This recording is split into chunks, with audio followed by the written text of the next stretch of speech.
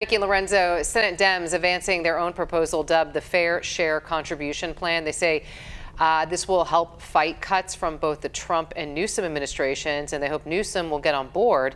Fox 40 Capitol reporter Eitan Wallace takes a closer look at the proposal and what Newsom is saying ahead of tomorrow's budget presentation. I have grave concerns. San Fernando Valley Democratic State Senator Caroline Menjivar not mincing words about her concerns over separate proposed health care cuts from both the Trump and Newsom administrations. We cannot balance our budget on the backs of vulnerable people. Specifically, Newsom's preliminary budget proposal released in January would eliminate full-scope publicly funded Medi-Cal health care coverage for certain types of immigrants, including roughly 200,000 refugees and asylees. Other proposed Newsom administration cuts include at least $1 billion in reduced funding for clinics that care for undocumented adults, as well as dental services for low-income Californians.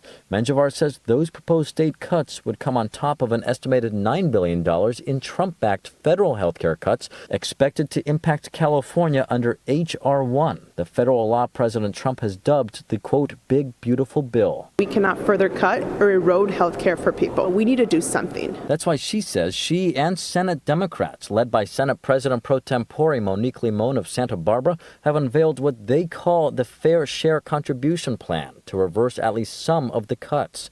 In short, the plan would require the top 1% of corporations that do not provide employee health coverage to pay into the cost of state-funded Medi-Cal for their workers. Senate Democrats say the proposal is needed to help offset federal cuts from H.R. 1 as well as the proposed state cuts from the governor. If you're an employer, top 1%, really top 1%, and you have employees on Medi-Cal, you got to pay your fair share to offset the cost to us, and that's going to bring about $5 to $8 billion revenue. If cuts from either the federal or state governments move forward, Sacramento area emergency room doctor Adam Doherty says the reductions ultimately will hurt the entire healthcare system. People are going to lose their insurance. They're going to be unable to afford care.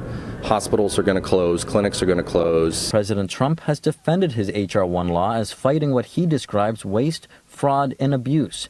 Representatives from the Newsom administration, meantime, have said the governor does not wish to make cuts, but feels he needs to balance the budget. Republican lawmakers, though, blasting the governor, accusing him of increasing spending over the years, leading the state to the point of having to make these tough decisions. California doesn't have a revenue problem. It's never had the revenue problem. It has a wasteful spending problem.